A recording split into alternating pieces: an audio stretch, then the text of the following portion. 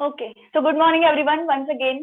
आज lecture number 18 जे आहे that is regarding the salt hydrolysis only. कालच्या लेक्चरला आपण बघितलं होतं की सॉल्ट हायड्रॉलिसिस मध्ये कोणकोणत्या प्रकारचे सॉल्ट्स असतात आणि त्यांचं हायड्रॉलिसिस होतं म्हणजे नेमकं काय होतं. तर आपण कालच्या लेक्चरला डिस्कस केलं होतं की जेव्हा एखाद्या सॉल्टचं हायड्रॉलिसिस होतं, हायड्रॉलिसिस कधी म्हणतो आपण, ज्यावेळेला वॉटरशी रिॲक्शन असते, राईट. पण अदर दॅन वॉटर जर एखादा सॉल्व्हेंट असेल तर त्याला हायड्रॉलिसिस नाही, सॉल्व्होलिसिस असं म्हटलं जातं. ठीक आहे, द टर्म इज सॉल्व्होलिसिस. पण आपल्याला हायड्रॉलिसिस बघायचं आहे, सॉल्व्होलिसिस नाही. Solvolysis will be the reaction with the other solvent other than water जर असेल तर. Okay everyone.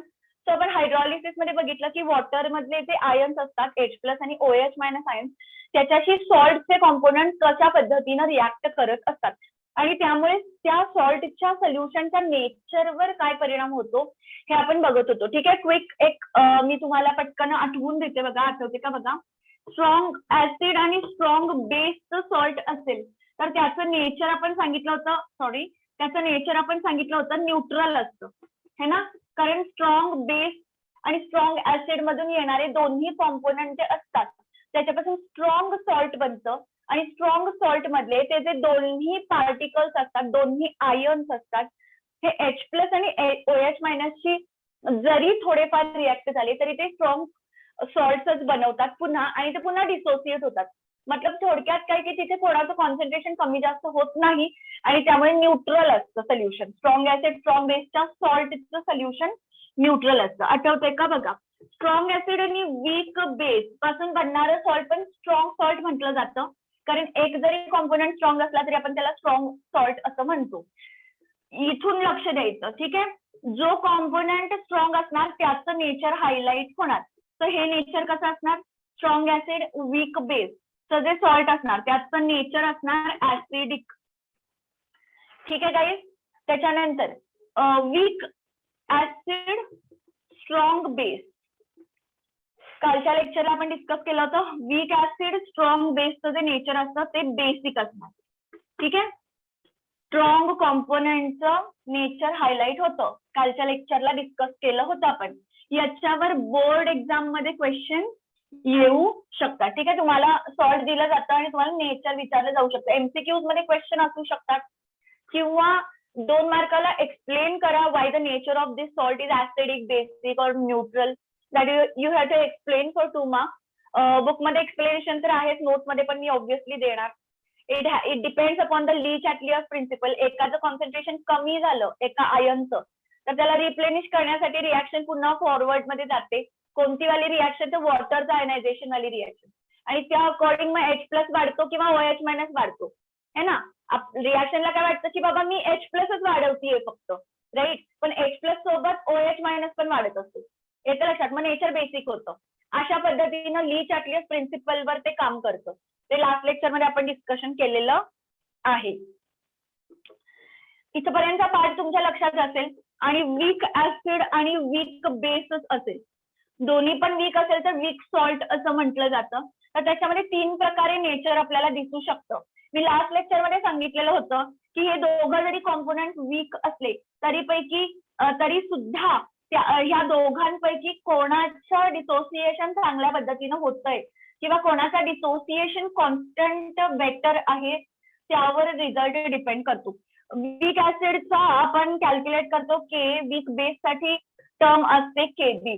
Ka आणि KB इक्वल असेल तर याच्यामध्ये नेचर न्यूट्रल दिसतं, है ना. कालच्या लेक्चरला सांगितलं होतं Ka आणि KB इक्वल असेल तर आयन्स मध्ये H+ OH- मध्ये काही फरक पडत नाही, संख्या तेवढीच असते, न्यूट्रल असतं सोल्युशन वीक ऍसिड वीक बेसचं. क्लिअर. याच्यामध्ये हा पहिला पार्ट आहे. याच्यामध्ये दुसरा पार्ट आपण सांगितला होता K > KB असेल, है ना. K > KB तर काय सांगितलं होतं, इकडे बघायचं, ऍसिडिक असतं नेचर. ठीक आहे, एक्सप्लेनेशन कालच्या लेक्चरला दिलेलं आहे. ठीक आहे. नेक्स्ट, K < KB असेल तर ज्याचा मतलब जो पार्ट मोठा आहे ते नेचर हायलाइट होणार. KB हायर आहे, OH- आयन सोल्युशन मध्ये जास्त दिसणार, नेचर बेसिक असणार. ठीक आहे, तर या सर्व गोष्टी आपण कालच्या लेक्चरला डिस्कस केलेल्या आहेत. ठीक आहे, तर आजच्या लेक्चर मध्ये आपण सोल्युशन सॉल्टचं बनतं हे सर्वांनाच माहिती आहे. नेचर, ऍसिडिक, बेसिक, न्यूट्रल वगैरे असं हे सर्वांना माहिती आहे. आता इथं आपण जर न्यूट्रल नेचर जर कन्सिडर केलं तर इथं पीएच काय असतो गाईज, इक्वल्स टू 7 असतो, बरोबर आहे. एखाद्या सॉल्टचं नेचर ऍसिडिक असेल तर पीएच जो असतो that is going to be less than 7, है ना. आणि बेसिक जर नेचर असेल तर pH is going to be greater than 7. तर या सगळ्या गोष्टी तुम्हाला माहिती आहेत, पण हे कॅल्क्युलेट कसं करायचं सॉल्टच्या बाबतीत हे आपल्याला माहिती पाहिजे. तुम्ही म्हणाल की मग H+ आयन कॉन्सन्ट्रेशन दिलं गेलं, H+ आयन कॉन्सन्ट्रेशन जर दिलं गेलं तर त्यातनं आपण काय करू शकतो, कॅल्क्युलेट करू शकतो. पण नाही दिलं तर काय करायचं, राईट. क्वेश्चन इज की नाही दिलं तर काय करायचं हे आपल्याला माहिती पाहिजे. तर मी काही फॉर्म्युला तुम्हाला समराईज करणार आहे यांच्यासाठीचे, ठीक आहे.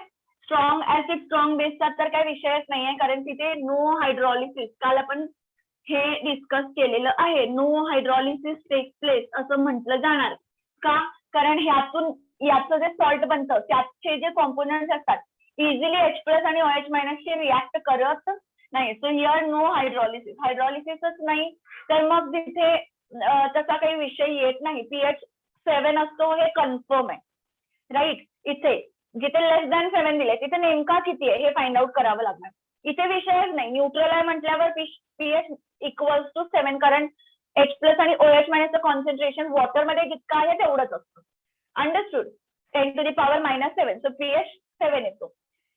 यांच्यामध्ये मात्र आपल्याला बघावं लागतं, इथेही आपल्याला बघावं लागतं, है ना.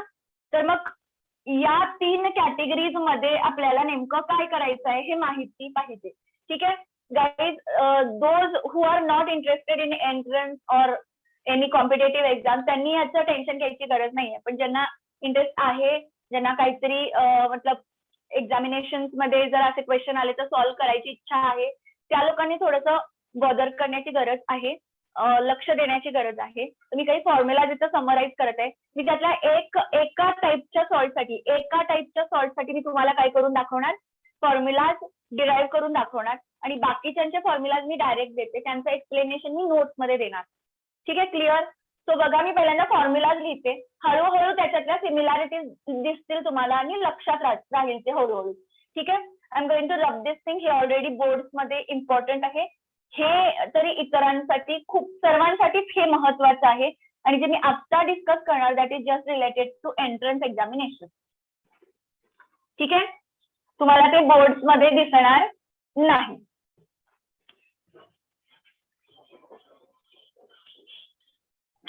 गाईज, इथपर्यंतचा पार्ट क्लिअर आहे का सर्वांना? बोला, इथपर्यंतचा पार्ट क्लिअर आहे सर्वांना?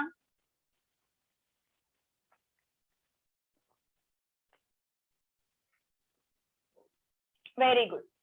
सो बघा, पहिला आपण 3 कॅटेगरीज करणार आहोत, ठीक आहे. तर त्याच्यामध्ये पहिली जी कॅटेगरी आहे that is a salt of strong acid and weak base.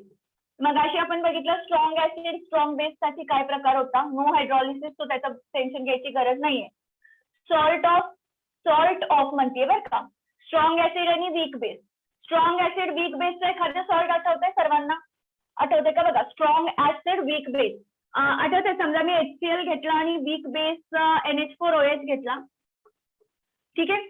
So it will be NH4Cl, right, है ना. NH4Cl बनणार याच्यापासून, NH4Cl, H2 निघून जाणार, है ना. तर अशा पद्धतीचे जर सॉल्ट असतील, नीट ऐका, स्ट्रॉंग ऍसिड वीक बेस, है ना. तर आपल्याला माहिती पाहिजे स्ट्रॉंग ऍसिड कुठले कुठले आहेत. HNO3 आहे, H2SO4 आहे, HCl आहे, HClO4 आहे. तर स्ट्रॉंग ऍसिड कुठले आहेत, वीक बेसिस कुठले आहेत, वीक ऍसिड स्ट्रॉंग बेसिस कुठले आहेत, हे सगळं माहिती पाहिजे.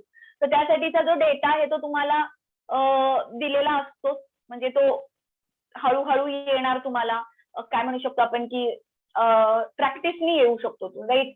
तर ते लक्षात राहिलं की पुढचं काय एवढं काही प्रॉब्लेमॅटिक नाहीये. तर अशा पद्धतीच्या सॉल्ट साठीचे फॉर्म्युला मी लिहितीये, ठीक आहे. नीट ऐका.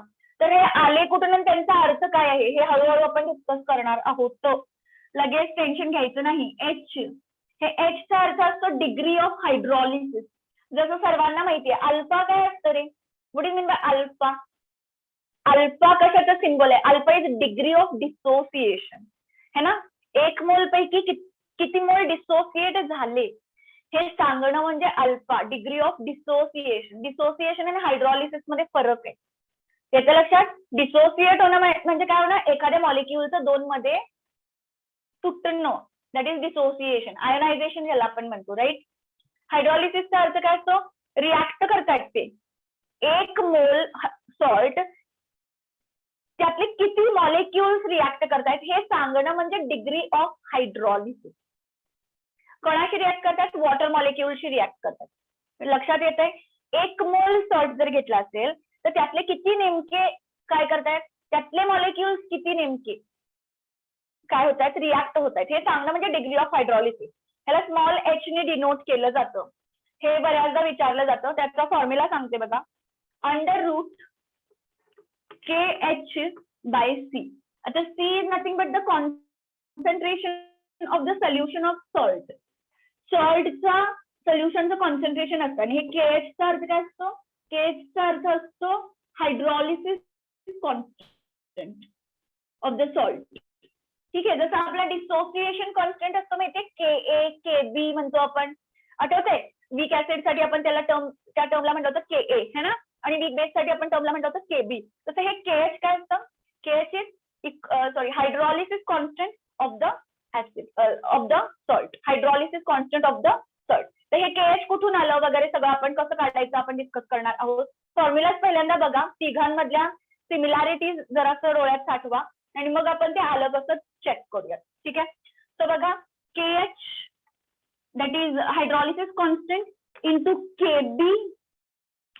KB is dissociation constant of the weak base. Salt मध्ये जो वीक बेस असतो ना त्याचा डिसोसिएशन कॉन्स्टंट आहे हा.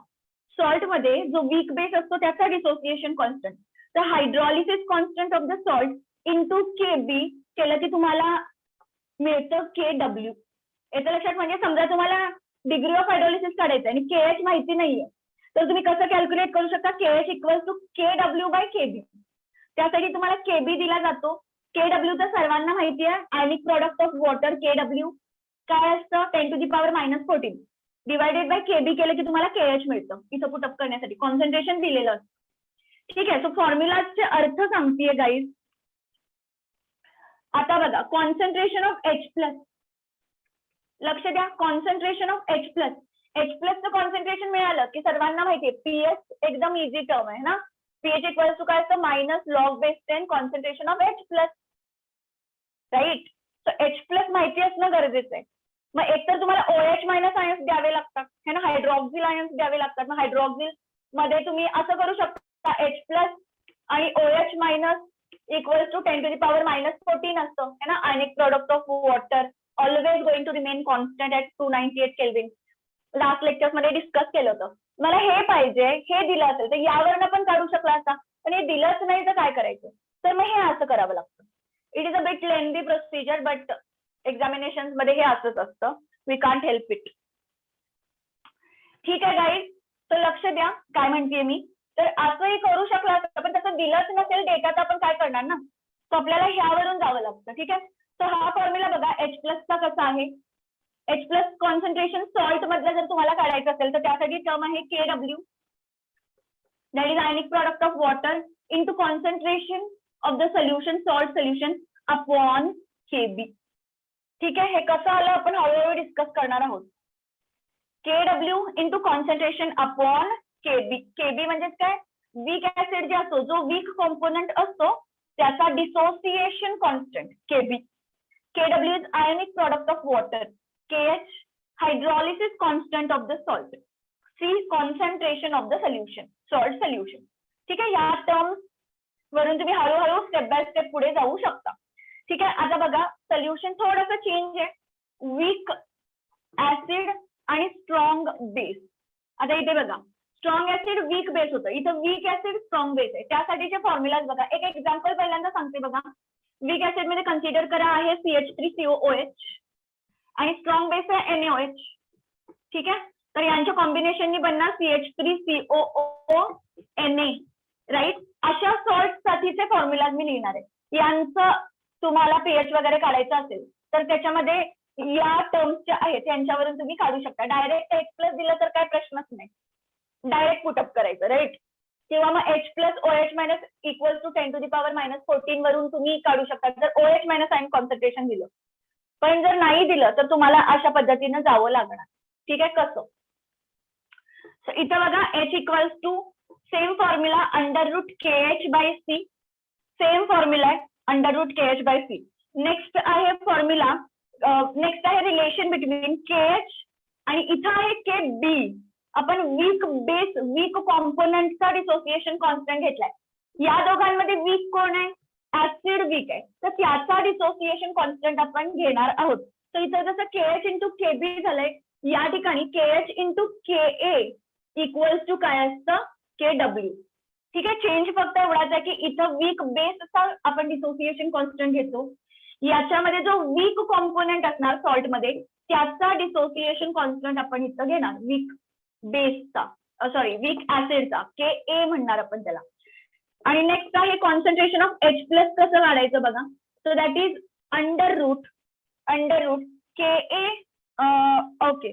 So it will be KW पहिल्यांदा लिहूयात आहे ही टर्म. फॉर्म्युला थोडासा चेंज आहे बघा. KW into KA/C.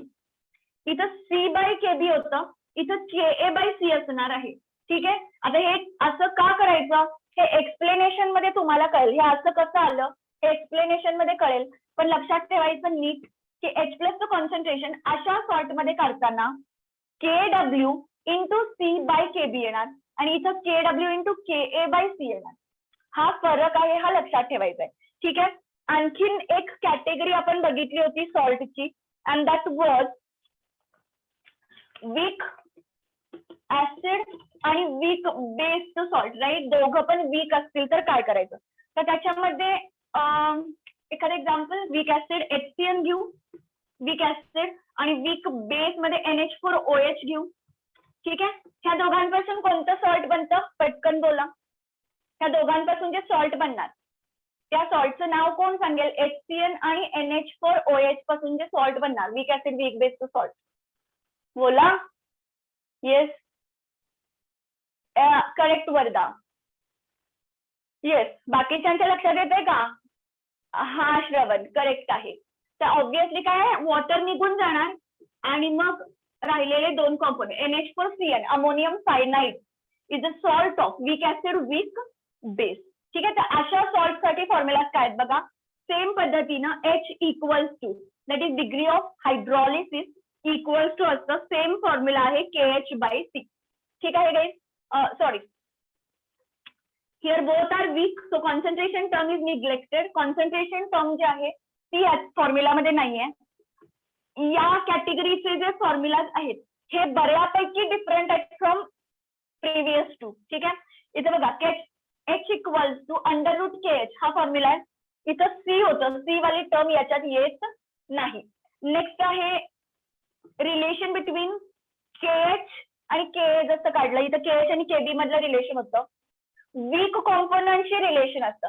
तसं ह्याच्यामध्ये दोन्ही पण वीक आहेत त्यामुळे दोन्ही पण त्या रिलेशन मध्ये येणार. म्हणजे कसं KH into KA into KB equals to असतं KW. ठीक आहे गाईज.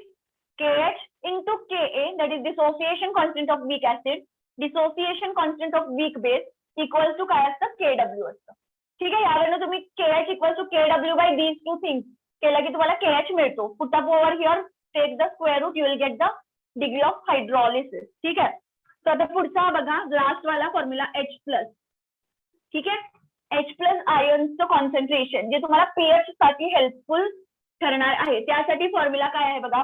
अंडर दोन्ही पण टर्म येणार. इथं KA होतं इथं KB होतं. राईट. इथं दोन्ही कॉम्पोनंट वीक आहेत तर दोन्ही टर्म्स येणार. लक्षात कसं ठेवायचं बघा. KW कॉमन तिथे असणार आहे. KA/KB C ची टर्म कॅन्सल होते. ठीक आहे. कसं? KW ऍज इट इज असणार KA/KB KA/KB असा फॉर्म्युला आहे. ठीक आहे. So these formulas which are shown by star marks those are VIMP terms guys. हे फॉर्म्युला तुम्हाला महत्वाचे आहेत. आता मी जे एक्सप्लेनेशन देणार त्यातल्या एकाचं मी एक्सप्लेनेशन देणार ते जरी नाही लक्षात राहिलं इट इज ओके. काही प्रॉब्लेम नाहीये. ते आले कसे हे कोणी नाही विचारत. पण क्वेश्चन दिला जातो आणि क्वेश्चन वरून तुम्हाला काय करायला सांगितलं जातं, क्वेश्चन वरून तुम्हाला ऑब्विसली मतलब ह्यातलं काहीतरी कॅल्क्युलेट करायला सांगितलं जातं.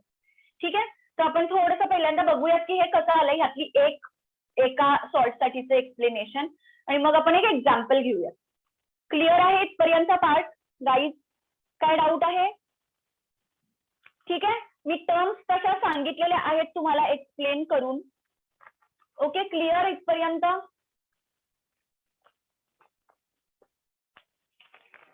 बोला पटकन. Very good. ओके, लक्ष द्या हा आता.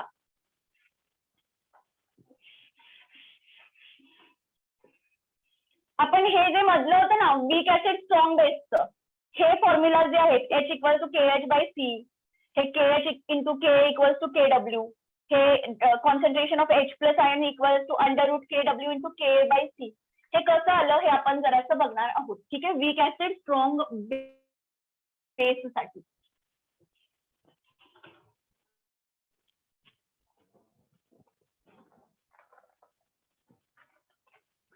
ओके,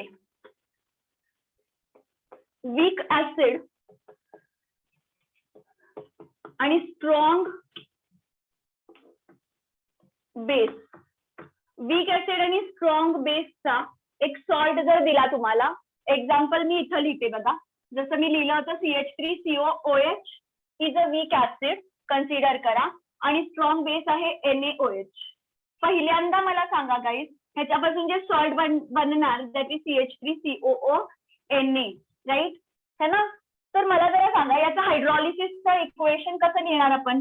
आपल्याला माहिती आहे CH3COO मायनस मधून Na बाहेर पडतो, नो डाऊट अबाउट इट, ते टोटली 100% डिसोसिएट होतं, राईट? त्यातनं Na जो बाहेर पडणार तो OH मायनसशी कंबाईन होऊ शकतो का? अगदी 1% कंबाईन होणार, कारण Na प्लस जर OH मायनसशी कंबाईन झाला, कोणामधल्या? वॉटर मधल्या OH मायनसशी जर कंबाईन झालं तर तो NaOHच बनवतो, राईट? त्यामुळे NaOH तयार जरी होत असलं तर ते अगदी 1% रिॲक्शन असते, परत ते तुटतं आणि आयन्स मध्ये कन्वर्ट होतं. म्हणजे या सॉल्ट मधल्या या कॉम्पोनंटचं हायड्रॉलिसिस होत नाही. Understood? It will remain in to the solution as it is. मग हायड्रॉलिसिस होतं कुणाचं सॉल्ट मधल्या? तर CH3COO मायनस आयन्सचं. ठीक आहे, सो आपण इक्वेशन ऑफ हायड्रॉलिसिस कुणी लिहा म्हटलं, नीट ऐका, इक्वेशन ऑफ हायड्रॉलिसिस जर तुम्हाला कुणी लिहा म्हटलं तर तुम्ही काय लिहिणार की यातला जो कॉम्पोनंट हायड्रोलाइज होतोय, वॉटरशी रिॲक्ट करतोय त्यातल्या एखाद्या आयनशी, त्याचे रिॲक्शन लिहिणार. So CH3COO minus is going to react with water to give, ह्यातनं H प्लस काढून घेणार हा ऑब्विसली, आणि कशामध्ये कन्वर्ट होणार? CH3COOH which is a weak acid, आणि यातनं OH मायनस बाहेर पडणार. ठीक आहे, कालच्याच लेक्चरला पण सांगितलं होतं की वीक ऍसिड स्ट्रॉंग बेसचं सोल्युशन बेसिक असतं. का बेसिक असतं? कारण OH मायनस दिसतात तयार झालेले, राईट? ह्यानं H प्लस काढून घेतला, यानं यातला H प्लस काढून घेतला, तर सगळ्यांना माहिती आहे ही जी रिॲक्शन आहे या रिॲक्शन मध्ये याचं कॉन्सन्ट्रेशन कमी झालंय असं याला वाटतं, आणि रिॲक्शन पुन्हा कोणत्या डिरेक्शन मध्ये जाते? फॉरवर्ड मध्ये जाते. हे रिप्लेनिश होतं, पण अलॉंग विथ दॅट OH मायनसचं कॉन्सन्ट्रेशन अजून वाढतं, आणि म्हणून सोल्युशन बेसिक असतं. कालच्या लेक्चरला आपण हे डिस्कस केलेलं आहे. हे लक्षात आहे सर्वांच्या? वीक ऍसिड स्ट्रॉंग बेसचं सोल्युशन बेसिक का असतं हे मी सांगितलं. वीक कॉम्पोनंट जो असतो तो आपल्याला लागणारे आयन काढून घेतो, आणि त्यांचं कॉन्सन्ट्रेशन कमी झालेलं वाटल्यामुळं रिॲक्शन जे असते, वॉटरचा जो इक्वेशन असतं ते फॉरवर्ड डिरेक्शन मध्ये ती रिॲक्शन व्हायला स्टार्ट होते, आणि मग नको असलेली एखादी गोष्ट काय होते? इन्क्रीज होते. म्हणजे OH मायनसचं जितकं असायला हवं होतं त्याच्यापेक्षा कॉन्सन्ट्रेशन वाढतं, आणि मग ते बेसिक होतं सोल्युशन. हे तर सर्वांना माहिती आहे, राईट? आपल्याला हे नको आहे डिस्कशन. ठीक आहे, मला pH काढायचंय, सोल्युशनचा pH काढायचा. सगळ्यांना कळलं की सोल्युशन बेसिक असणार मतलब pH is going to be greater than 7, बरोबर आहे? मग त्यासाठी मला H प्लस आयन कॉन्सन्ट्रेशन दिलं गेलं पाहिजे, है ना? सोल्युशन मधल्या H प्लस आयनचं कॉन्सन्ट्रेशन, पण ते नाही दिलं जात. मला OH मायनसचं कॉन्सन्ट्रेशन दिलं जाऊ शकतं. OH मायनस वरनं pH काढणं सोपं आहे. कसं करू शकतो आपण? लास्ट लेक्चरला डिस्कस केलं. टाइम आता जस्ट डिस्कस केलं, H प्लस आणि OH मायनस इक्वल्स टू 10⁻⁻14 हे फिक्स आहे. हे जर दिलं तर याचं काढणं अवघड नाहीये. 10⁻⁻14 बाय OH मायनस केलं की तुम्हाला H प्लसचं कॉन्सन्ट्रेशन मिळतं. पीएचच्या डेफिनेशन मध्ये पुट केला की पीएच मिळतो. पण हे पण दिलं नाही तर काय करायचं?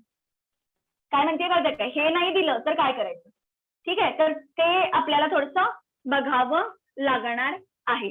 ओके, सो त्यासाठी सगळ्यात पहिल्यांदा ही जी हायड्रॉलिसिसचं इक्वेशन आहे बाळांनो, ही जी रिॲक्शन आहे, ही हायड्रॉलिसिसचं जे इक्वेशन आहे ह्याच्यामध्ये पण मी रिव्हर्सिबल एरो दाखवलाय. कारण वीक जो कॉम्पोनंट असतो, सॉल्टचा जो वीक कॉम्पोनंट असतो, तो जेव्हा हायड्रोलाइज होतो त्यावेळेला तो वीक ऍसिड बनवतो आणि पुन्हा वीक ऍसिड असतं, पुन्हा काय करतं ते डिसोसिएट होतं. मतलब इथं इक्विलिब्रियम एस्टॅब्लिश होतो, राईट. आणि मग इक्विलिब्रियमला जर आपण इक्विलिब्रियम कॉन्स्टंट लिहायचा झाला तर आपण कसा लिहितो?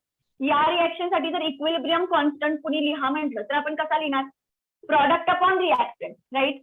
CH3COOH into OH minus upon तुम्ही काय लिहिणार?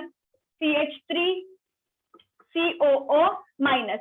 मी इथं वॉटरचं कॉन्सन्ट्रेशन का नाही घेतलं? आठवतंय सर्वांना? वॉटरचं कॉन्सन्ट्रेशन इक्विलिब्रियमच्या इक्वेशन मध्ये मी का नाही घेतलं? कारण वॉटरचं प्रॅक्टिकली जे कॉन्सन्ट्रेशन आहे ते कॉन्स्टंट मानलं जातं, त्याच्यामुळे फार फरक पडत नाही. हे कळतंय सर्वांना? वॉटर मॉलिक्यूलची संख्या खूप जास्त असते, हार्डली डिसोसिएशन होत असतं त्याच्यामध्ये, त्यामुळे याचं कॉन्सन्ट्रेशन कॉन्स्टंट असतं. ते इक्विलिब्रियमच्या एक्सप्रेशन मध्ये घेत नाही, ते 1 कन्सिडर केलं जातं. Clear? So K equals to आपल्याला हे मिळालं. पण याला आपण ह्या K ला KA किंवा KB असं नाही म्हणणार. सॉल्ट साठी लिहिलंय की नाही आपण? सॉल्टच्या हायड्रॉलिसिसचं इक्वेशन आपण लिहिलं, त्यातला वीक कॉम्पोनंट हायड्रोलाइज होणार, हे इक्वेशन आपण लिहिलं. रिएक्शन इक्विलिब्रियमला आहे असं कन्सिडर करून जे आपण एक्सप्रेशन लिहिलेलं आहे त्याला म्हटलं जातं KH. This is called hydrolysis constant. Hydrolysis constant of the salt, याला आपण हायड्रॉलिसिस कॉन्स्टंट असं म्हणणार. KH equals to this into this divided by this. ठीक आहे गाईज, आता KH तर मिळाला. आता आपल्याला बघायचं आहे की KH आणि KW आणि KA मधलं रिलेशन. ठीक आहे, हा पार्ट लक्षात ठेवायचा आहे. बाळांनो मला जरा सांगा की मगाशी जो फॉर्म्युला आपण बघितला हा वाला आठवतं का? बघा, KH equals to KH into KA weak acid आहे, KH into KA equals to KW. हा जो फॉर्म्युला आहे हा कसा आला आपल्याला माहिती पाहिजे. ठीक आहे, तर यासाठी आपण कसं करणार आहोत बघा. या सॉल्ट मधला जो वीक ऍसिड आहे, सॉल्ट ज्या वीक ऍसिड पासून बनलेला असतो, सॉल्ट ज्या वीक ऍसिड पासून बनलेला असतो त्याचं डिसोसिएशनचं इक्वेशन लिहायचं. कसं लिहिणार आपण इक्वेशन? CH3COOH वीक ऍसिड आहे, त्याच्यापासून हे सॉल्ट बनलंय, तर त्याच्या वीक कॉम्पोनंटचं आपण काय करणार? डिसोसिएशनचं इक्वेशन लिहिणार. कसं लिहिणार? CH3COOH will give us CH3COO minus plus H plus, right. याचा डिसोसिएशन कॉन्स्टंट KA लिहू शकतो, या इक्वेशन साठी लिहू शकतो. कसा? CH3COO minus into H plus upon CH3COOH. हे दिसतंय मी KA लिहिलाय याच्यासाठी. हे काय आहे? ऍसिटिक ऍसिड आहे आणि याचं डिसोसिएशन लिहिलंय आणि मी त्याचा KA रिप्रेझेंट केलाय. हा आहे KH, हायड्रॉलिसिसच्या इक्वेशन वरून लिहिला गेलेला. ह्या दोघांमध्ये एक रिलेशन दिसते का? बघा बाळांनो, मी समजा ह्या KH ला म्हणजे याला ह्याच्याशी मल्टिप्लाय केलं, नीट ऐका. KH ला KA शी मल्टिप्लाय केलं, मतलब हायड्रॉलिसिस कॉन्स्टंट ऑफ सॉल्टला मी वीक ऍसिडच्या डिसोसिएशन कॉन्स्टंटशी मल्टिप्लाय केलं, तर मला काय मिळणार? हे दोघांना मल्टिप्लाय केलं तर हे आणि हे कॅन्सल होणार. Yes sir no? कॅन्सल होणार की नाही? हे आणि हे कॅन्सल होणार. मल्टिप्लाय, आता जागा नाहीये म्हणून मी मल्टिप्लाय करून दाखवत नाहीये, पण दिस मल्टिप्लाय बाय दिस करा बघू. हे कॅन्सल होणार. हे न्यूमरेटर आहे, डिनॉमिनेटरला आहे. हे डिनॉमिनेटरला आहे, हे न्यूमरेटरला आहे. हे कॅन्सल होणार. शिल्लक काय राहिलं? OH minus into H plus शिल्लक राहिलं. Yes sir no? म्हणजे इथून तुम्हाला रिलेशन दिसते का? बघा की KH into KA equals to काय असतं? Concentration of H plus into concentration of OH minus, and this is nothing but our ionic product of water. तर हे रिलेशन पहिली गोष्ट लक्षात आलं. कसं आलं? हे क्लिअर आलं? लक्षात आलं का सर्वांच्या? रिलेशन कसं आलं? Very good. ठीक आहे. काय डाऊट आहे त्या फॉर्म्युलामध्ये? काय डाऊट आहे कुणाला? कसं आलं लक्षात आलं? आपण वीक कॉम्पोनंटची डिसोसिएशनची रिॲक्शन लिहिलेली आहे. Very good. आपण वीक कॉम्पोनंटची सॉल्ट मधल्या वीक कॉम्पोनंटची डिसोसिएशनची रिॲक्शन लिहिली आणि त्यातला जो वीक कॉम्पोनंट असतो तो हायड्रोलाइज होत असतो, त्यामुळे त्याची हायड्रॉलिसिसची इक्वेशन लिहिली. त्यावरून येतो तो KH आणि याच्यावरून लिहिला जाणार तो K. ह्या दोघांमध्ये रिलेशन आपण बघितलं इथे है ना.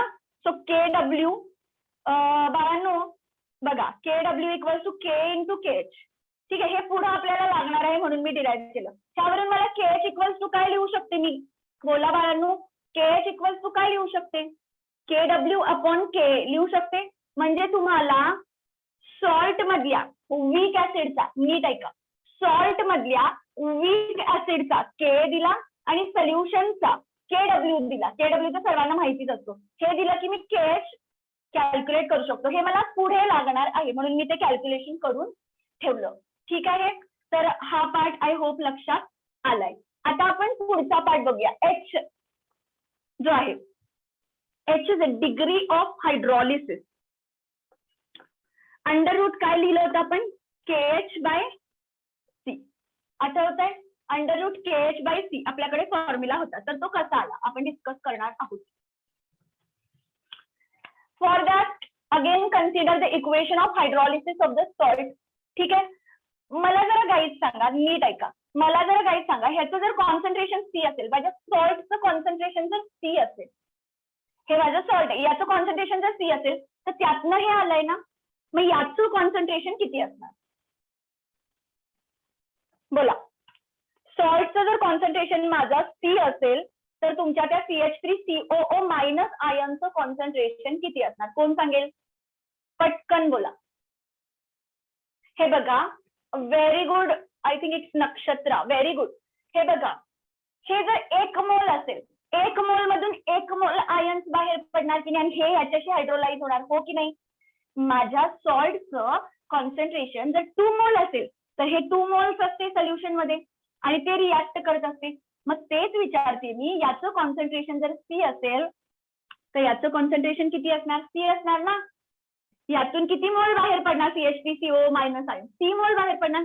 1 मोल मधून 1 मोल बाहेर पडतो. कसं बाहेर पडतं? CH3COO मायनस आणि Na+ तयार होतं ना सोल्युशन मध्ये आयन. तेच विचारते मी, हे जर C मोल असेल पाण्यामध्ये, हे किती असणार? C मोल्स असणार, हे आयन. अंडरस्टूड? ठीक आहे. क्लिअर आहे हे काय म्हणते मी? सो हे जर C मोल असेल तर सुरुवातीचं हायड्रॉलिसिस जे आहे, C मोलचं डायरेक्टली जाऊन वॉटर बरोबर भिडणार नाही याचे. सुरुवातीला डिसोसिएशन एकदम निग्लिजिबल असणार. 0-0 कन्सिडर करा. डिसोसिएशन नाही, सॉरी, हायड्रॉलिसिस. C मोल्स पाण्यामध्ये आहेत मान्य आहे, पण सर्वच्या सर्व वॉटरशी रिॲक्ट होऊन तिकडे हे जे काही प्रॉडक्ट तयार होत आहेत ते होत नाहीये. सुरुवातीला C मोल्स पैकी काही मोल्स हायड्रोलाइज होणार. येते लक्षात? सुरुवातीचं हायड्रॉलिसिस 0-0 आहे. इनिशियली कन्सिडर करा. इनिशियली हायड्रॉलिसिस एकदम कमी आहे, 0-0 आहे. ठीक आहे. मला जरा सांगा, 1 मोल्स पैकी जर H मोल्स, नीट ऐका हा गाईज, 1 मोल आहे कन्सिडर करा, त्यापैकी H मोल जर हायड्रोलाइज होत असतील, 1 मोल्स पैकी H मोल हायड्रोलाइज होत असतील, ठीक आहे, 1 into H असं येते थोडक्यात. 1 मोल पैकी H मोल हायड्रोलाइज होत असतील तर C मोल्स पैकी CH moles of the ion will hydrolyse. म्हणू शकतो आपण 1 मोल पैकी H मोल हायड्रोलाइज होत असतील तर 2 मोल पैकी किती? 2H मोल्स हायड्रोलाइज होणार. अंडरस्टूड? 3 मोल्स पैकी 3H मोल हायड्रोलाइज होणार. तसंच C मोल पैकी किती हायड्रोलाइज होणार? CH मोल हायड्रोलाइज होणार. म्हणू शकतो आपण? म्हणू शकतो? बोला. येस और नो? म्हणू शकतो का? 1 मोल पैकी H मोल हायड्रोलाइज होत असतील तर C मोल्स पैकी CH मोल हायड्रोलाइज होणार. Okay, very good. तर बाळांनो इथे शिल्लक किती राहणार मग? यातले CH मोल, C मोल्स पैकी CH मोल हायड्रोलाइज होत आहेत. हायड्रोलाइज होत आहेत म्हणजे याच्याशी रिॲक्ट करून ते बनवतात. तर मग शिल्लक किती राहणार? इथे इक्विलिब्रियमला असं म्हणू शकतो, ऍट इक्विलिब्रियम सी पैकी CH मोल जर हायड्रोलाइज होत आहे तर C मायनस CH सोल्युशन मध्ये शिल्लक आहेत म्हणू शकतो का? Yes we can say, right. याच्या एक पासून हा एक बनतो, दिसतंय, एक मोल पासून हा एक बनतो, हा एक बनतो. CH मोल हायड्रोलाइज होत आहेत, एक मोल हायड्रोलाइज झाला की हा एक बनतो, हा एक बनतो. यातले CH मोल हायड्रोलाइज होतात, CH मोल हायड्रोलाइज होतात. हे किती बनणार? हे CH बनणार, हे CH बनणार. येस और नो?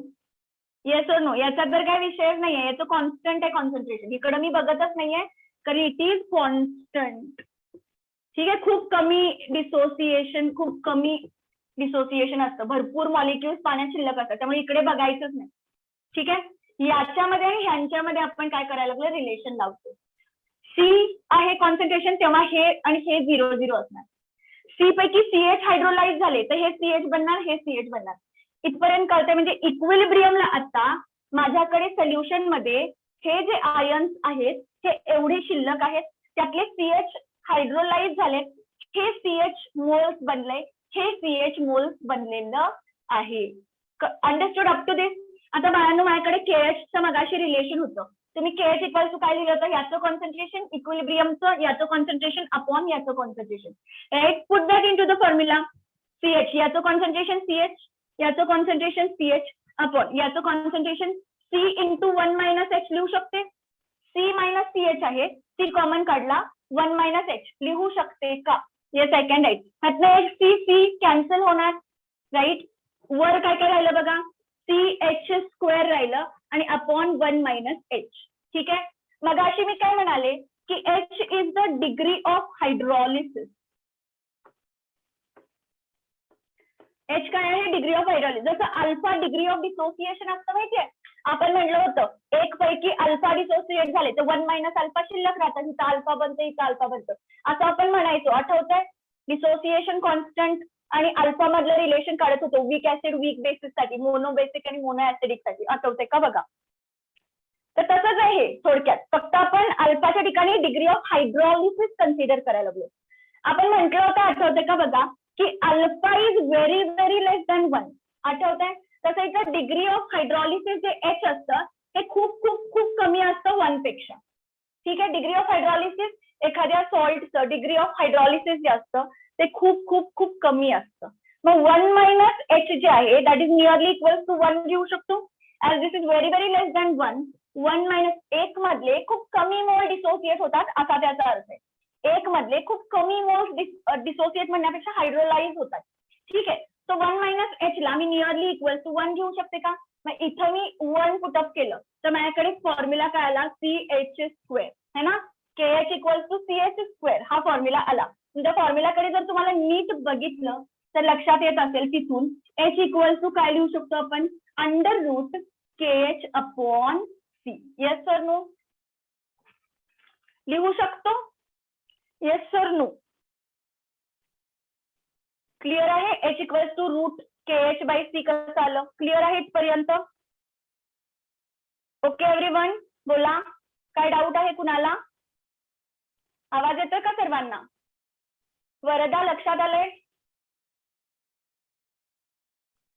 बोला, क्लिअर आहे सर्वांना? Very good Zoya. ओके नक्षत्रा, ठीक आहे. समीक्षा, हे बघा लक्ष द्या, आपण काय केलेलं आहे, पहिल्यांदा आपण एखाद्या सॉल्टचं डिग्री ऑफ हायड्रॉलिसिस कॉन्स्टंट आणि त्यातल्या वीक कॉम्पोनंट मधला रिलेशन प्लॉट करून घेतलं.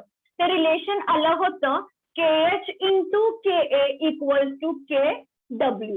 ठीक आहे, दुसरी गोष्ट मला डिग्री ऑफ हायड्रॉलिसिस साठी KH लागणार आहे, तर मी याच्यावरून तो काढू शकते. KH बाय C केलं की मला डिग्री ऑफ हायड्रॉलिसिस मिळणार. किती ऍक्च्युली मोल्स हायड्रोलाइज होत आहेत सॉल्टचे ते कळतं. ठीक आहे, आणि इथून अशा पद्धतीने आपण ते कॅल्क्युलेशन केलेलं आहे. हा फॉर्म्युला आय होप सगळ्यांना आठवत असेल. हा फॉर्म्युला आपण मगाशी डिराईव्ह केला. आणि आता सगळ्यात इम्पॉर्टंट फॉर्म्युला राहतो H+च्या कॉन्सन्ट्रेशनचा. बाळांनो मला जरा सांगा, इथं मला OH मायनसचं कॉन्सन्ट्रेशन दिसतंय, हो की नाही? OH मायनसचं कॉन्सन्ट्रेशन C इंटू H आहे. OH मायनस आयनचं कॉन्सन्ट्रेशन सॉल्ट मध्ये C इंटू H आहे. Concentration into degree of hydrolysis. H high, H is root K H into C. हे दिसतंय सर्वांना. म्हणजे समजा जर तुम्हाला या टर्म्स दिल्या तर डायरेक्ट OH मायनस वरून तुम्ही काय काढू शकता, POH काढू शकता आणि POH वरनं पीएच काढू शकता, राईट. पण जर समजा हे वावच नसेल करायला, तुम्हाला H प्लस पाहिजे, H प्लस कॅल्क्युलेट करायचं असेल डायरेक्टली, तर तुम्हाला काय करावं लागेल, see over here.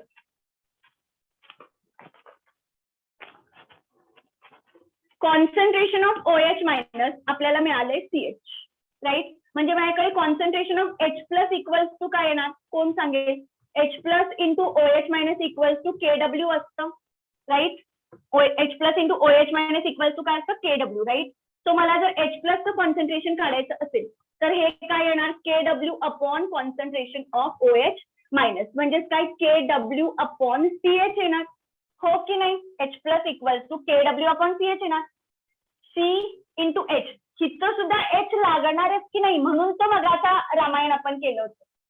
KW C into H लागणार की नाही, इथंही लागणार, राईट. म्हणजे degree of hydrolysis at any cost तुम्हाला कॅल्क्युलेट करावं लागणार आणि त्याच्यासाठी हा फॉर्म्युला आहे. हा फॉर्म्युला मध्ये KH आहे, मग KH at any cost calculate करावंच लागणार. मग तुम्हाला यांचे कॉन्सन्ट्रेशन दिले जात नाहीत, तुम्हाला हे दिलं जातं, राईट. त्यावरनं KH कॅल्क्युलेट करावं लागतं. म्हणजे थोडक्यात काय, या तिघांचं रिलेशन आहे. Understood up to this. आता बघा, H plus equal to KW by CH आहे. या ठिकाणी फक्त H ची व्हॅल्यू पुटअप करायची. हा पार्ट इथपर्यंत लक्षात आला का. OH मायनसचं कॉन्सन्ट्रेशन तर मिळालं, पण CH आहे ना ते, आणि C is concentration, H is hydrolysis, degree of hydrolysis. हे लागणारच होतं, म्हणून हे आधी कॅल्क्युलेशन करून आपण घेतलेलं आहे.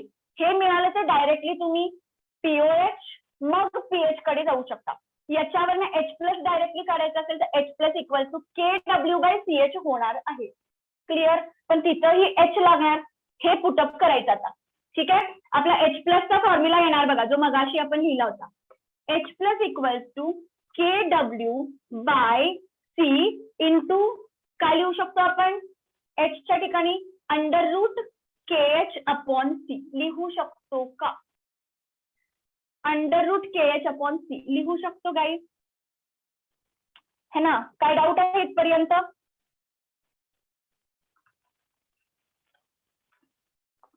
ठीक आहे. C into under root KH by C. आता मला याला सिम्प्लिफाय करायचं. ओके, कुठं काही मिस नाही ना झालेलं. KH आपल्याला पुटअप पण करायचं, राईट. हा, आता KW अपॉन रूटच्या बाहेर C आहे बरं का. ही मी H ची व्हॅल्यू पुटअप केलेली आहे, KH by C. Degree of हायड्रॉलिसिसची व्हॅल्यू पुटअप केलेली आहे. KH ची व्हॅल्यू पुटअप करा. KH ची value KW by KA. KH equals to KW by KA. दिसतंय, KW बाय KA पुटअप करा इथं. KH equals to KW by KA into C आहे, into C. KH equals to KW by KA into C. इथून मी KH ची value put up केली. आता याला मला सिम्प्लिफाय करायचंय. कॅन आय राईट लाईक दिस. मला स्क्वेअर रूटच्या आतमध्ये, ह्याला जर मी स्क्वेअर रूटच्या आतमध्ये न्यायचं असेल, मला याला स्क्वेअर रूटच्या आतमध्ये न्यायचं असेल तर मला याचा स्क्वेअर करावा लागणार, कारण ह्या दोन्ही गोष्टी स्क्वेअर रूटच्या बाहेर आहेत. याचा स्क्वेअर करायचं, आत न्यायचं, याचा स्क्वेअर करायचं आणि आत न्यायचं. ठीक आहे. कसं होणार बघा, असं होऊ शकतं का, KW चा स्क्वेअर, ह्या वरच्या KW चा स्क्वेअर अपॉन स्क्वेअर रूट मध्ये मला ह्याला आत न्यायचंय, म्हणजे C square into already KW is there upon KA into CA, right. हे C आणि हे C कॅन्सल होणार, एक C शिल्लक राहिलं, इथं एक C शिल्लक राहिलेला आहे. हे आणि हे कॅन्सल होणार, एक KW शिल्लक राहिलं. फॉर्म्युला दिसतोय, KW into KA by C. ठीक आहे. H प्लसचा फॉर्म्युला काय यायला लागलाय, under root KW into KA by C. Clear आहे सर्वांना, फॉर्म्युला कसा आला होता, क्लिअर आहे सर्वांना, हे क्लिअर आहे. आय नो की this is a little bit lengthy procedure, पण मी आता एक क्वेश्चन घेते सो दॅट तुम्हाला लक्षात येईल. सिंपल आहे, काही अवघड नाही आहे त्याच्यात. फक्त एवढंच की तुम्हाला क्वेश्चन मध्ये नेमकं काय दिलंय हे माहिती असावं लागेल. ठीक आहे. H+चं कॉन्सन्ट्रेशन जर तुम्हाला काढायचं असेल तर तुम्ही KW ionic product of water into KA dissociation constant of weak acid upon concentration of the salt solution केलं की H+ मिळतं. H+ डायरेक्टली पीएचच्या डेफिनेशन मध्ये पुटअप केलं की तुम्हाला डायरेक्टली पीएच मिळत असतो. पण हे सगळं जे रामायण आहे, हे जे काही रिलेशन्स आहेत, हे कुठून आले? From the degree of hydrolysis, that is KH, from degree of hydrolysis, the relation between Ka, Kw, right? It comes from the degree of hydrolysis, KH and concentration, right? म्हणजे 3 फॉर्म्युलाज ते आपल्याला हवे होते, ते आपल्याला हे सगळ्या गोष्टींचा विचार करून काढावे लागतात, जे मी मगाशी तुम्हाला समराईज करून दिलेले होते. मी इथं फॉर्म्युलाज लिहिते बघा, परत एकदा मी फॉर्म्युलाज लिहिते. वीक ऍसिड आणि स्ट्रॉंग बेसचं सॉल्ट असेल तर तुम्हाला H जो आहे डिग्री ऑफ हायड्रॉलिसिस, जसा अल्फा असतो डिग्री ऑफ डिसोसिएशन, तसा H कसा कॅल्क्युलेट करायचा आहे? Under root KH/C. ठीक आहे. KH आणि KA मध्ये काय रिलेशन असतं? KH का घ्यायचा? कारण वीक ऍसिड जो कोणी असतो सॉल्ट मधला जो वीक कॉम्पोनंट असतो त्याचा डिसोसिएशन कॉन्स्टंट, या दोघा मतलब ह्या सॉल्ट मध्ये weak acid is the weak component आणि त्यामुळे त्याचा आपण काय घेतोय? Dissociation constant KA. KH into KA equals to KW असतं. ठीक आहे. हे रिलेशन कसं आलं मगाशी आपण बघितलंय. आणि थर्ड महत्वाची गोष्ट, H+चं concentration equals to under root काय आलं होतं? KW into KA/C. आणि याच्यासाठी मी तुम्हाला ते सर्व रामायण हायड्रॉलिसिस मध्ये काय होत असतं आणि कसं रिलेट करायचं हे सगळं मी तुम्हाला मगाशी दाखवलं. क्लिअर आहे आता? फॉर्म्युला तर लक्षात राहतील का? फॉर्म्युलाज लक्षात राहतील? काय डाऊट आहे कुणाला? हे क्लिअर आहे सर्वांना? बोला. आता आपण एक क्वेश्चन करूया. Very good. Aditya, I think it's Ayush, श्रवण, लक्षात यायला लागलात? फॉर्म्युला कळतायत का? H वगैरे काय आहे कळेल आता इथून पुढे? Very good. ठीक आहे. तर बघा आता छानपैकी एक क्वेश्चनच करूया, म्हणजे फॉर्म्युला डोक्यामध्ये फिट होतील. ठीक आहे. आणि क्वेश्चन कसे विचारले जातात कळेल. सो हा क्वेश्चन जो आहे हा JEE मध्ये विचारला गेलेला क्वेश्चन आहे. I think it's 2009 or 10 something. So question बघा, द डिसोसिएशन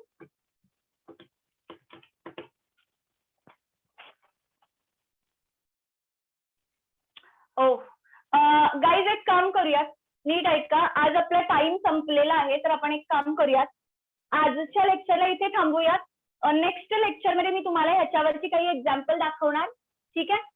नेक्स्ट लेक्चर मध्ये आपण या कॉन्सेप्टवर काही एक्झाम्पल बघूयात आणि सगळ्यात महत्वाची गोष्ट बफर आपण तिथे स्टार्ट करणार आहोत. ठीक आहे. सो इथं आज आपण थांबूयात. हा पार्ट आय होप लक्षात आला असेल. फक्त फॉर्म्युलाज लक्षात ठेवणं जास्त इम्पॉर्टंट आहे. बऱ्याच जणांना कन्फ्युजन होतं की कसं आलं म्हणून ते एक्सप्लेन केलं होतं. ठीक आहे. So thank you very much.